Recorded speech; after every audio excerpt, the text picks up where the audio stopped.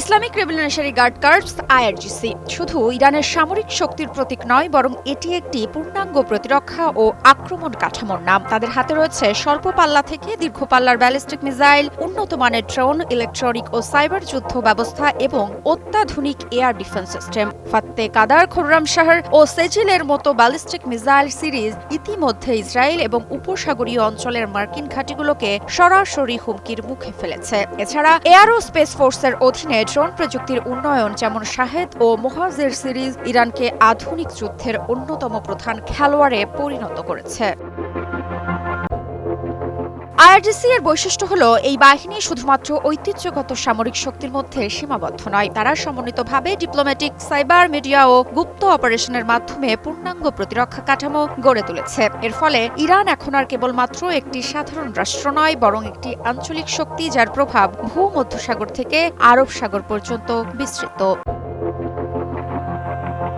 সম্প্রতি সংগঠিত ১২ দিনের ইসরায়েলি আগ্রাসন ও পরবর্তী মার্কিন হামলা এক নতুন বাস্তবতার সামনে এনেছে। ইসরায়েল যখন ইরানের সামরিক, পারমাণবিক ও আবাসিক এলাকায় আঘাত হানে, তখন অনেকেই ভেবেছিল ইরান প্রতিরক্ষামূলক অবস্থায় সীমাবদ্ধ থাকবে, কিন্তু বাস্তবে যা ঘটল তা হলো এক ব্যতিক্রমী শক্তি প্রদর্শন। মাত্র কয়েক ঘন্টার মধ্যে আইআরজিসি ২২ দফা মিসাইল হামলা চালায় ইসরায়েলের দখলকৃত শহরগুলোতে। এই পাল্টা আঘাত শুধু সামরিক ক্ষতি নয়, মনস্তাত্ত্বিক প্রভাবেও ইসরায়েলকে কোণঠাসা করেছে।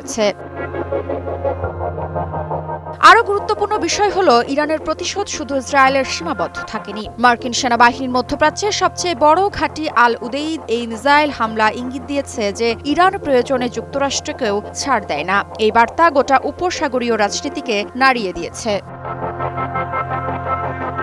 আইআরজিসির মুখপাত্র জেনারেল আলী মোহাম্মদ নাইনি স্পষ্ট করে বলেছেন, আন্তর্জাতিক জরিপ অনুযায়ী বিশ্বের ৬০% মানুষ মনে করে ইরান যুদ্ধে জিতেছে, আর আঞ্চলিক পর্যায়ে এই হার ৮০%। তাছাড়া ১২০টি দেশ ইসরায়েলি আগ্রাসনের নিন্দা জানিয়েছে, যা প্রমাণ করে শক্তির ভারসাম্য ইরানের পক্ষে গেছে। আগে যেখানে দুর্বল ইরানের ধারণা প্রচলিত ছিল, এখন তা সম্পূর্ণ অচল। বাস্তবতা হলো, এই অঞ্চলের সামরিক ও কূটনৈতিক কেন্দ্রবিন্দুতে ইরান।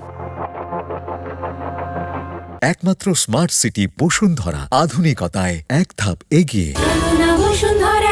এই শক্তি পরিবর্তন শুধুমাত্র সামরিক জয় নয়, এটি আঞ্চলিক রাজনীতির নতুন মানচিত্র তৈরি করেছে। গালফ দেশগুলো এখন দ্বিধাবিভক্ত, পশ্চিমা নীতিতে আস্থা কমছে, আর চীন, রাশিয়ার সঙ্গে ইরানের সম্পর্ক আরও সুদৃঢ় হচ্ছে। মার্কিন যুক্তরাষ্ট্রের জন্য এটি এক নতুন সংকেত, তাদের আধিপত্য আর একক নয়।